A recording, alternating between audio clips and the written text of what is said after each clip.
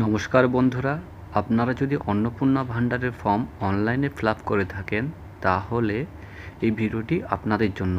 এখন অনলাইন থেকে আপনাদের অ্যাপ্লিকেশন ফর্মটি আপনারা ডাউনলোড করে নিতে পারবেন অন্নপূর্ণা ভান্ডার ফর্মের। ঠিক আছে, তো চলুন ভিডিওটি শুরু করি। এটি আপনি মোবাইল থেকেও করতে পারবেন এবং ডেস্কটপ থেকেও করতে পারবেন। তো আমরা ফোন থেকে করছি। সবার প্রথমে গুগল ক্রোম ব্রাউজারটি ওপেন করলাম এবং আপনারা সোশ্যাল রেজিস্ট্রি www.gov.in ওয়েবসাইটে চলে যাবেন। এরপর আপনারা এখানে দেখতে পাবেন citizen family log in access citizen portal লেখা আছে, বাঁ দিকে এখানে ক্লিক করবেন।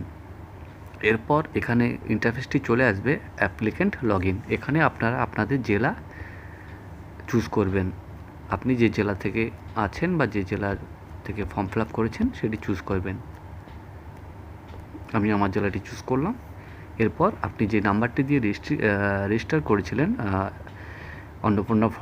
অন্নপূর্ণা ভান্ডার ফর্মটি, সেটি আপনি সেই নাম্বারটি এখানে এন্ট্রি করবেন।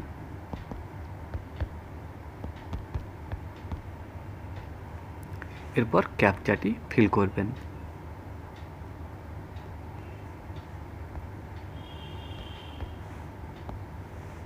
এরপর আপনার রেজিস্টার নাম্বারে 6টি সংখ্যার একটি ওটিপি যাবে, সেটি এখানে টাইপ করবেন।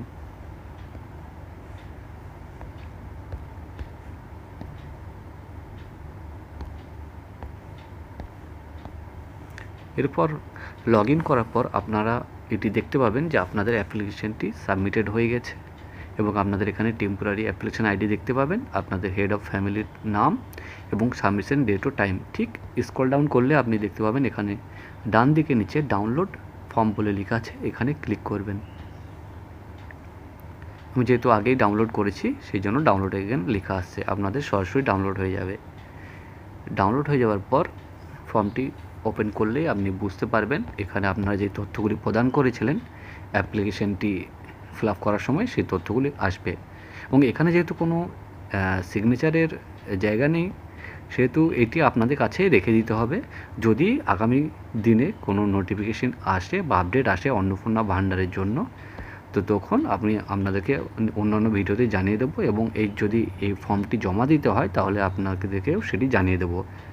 পঞ্চায়েত, ব্লক না বিডিও অফিসে জমা দিতে হবে না পৌরসভায় জমা দিতে হবে সেটিও জানিয়ে দেবো। এখন আপনারা এটা ডাউনলোড করে আপনাদের কাছে রেখে দেবেন। এছাড়াও আপনারা যদি এই যে ইন্টারফেসটি আছে যে আপনাদের টেম্পোরারি লগ ইন আইডি, এইটা যদি আপনারা ডাউনলোড করতে চান তাহলে একদম উপরে ডান দিকে ক্লিক করবেন, ডাউনলোড করে নেবেন, তাহলে দেখতে পাবেন আপনাদের এই টেম্পোরারি যে আইডিটি আছে অ্যাপ্লিকেশন আইডি, এটিও আপনারা পেয়ে যাবেন। ঠিক আছে, তো আজকের ভিডিওটি এখানেই শেষ করছি।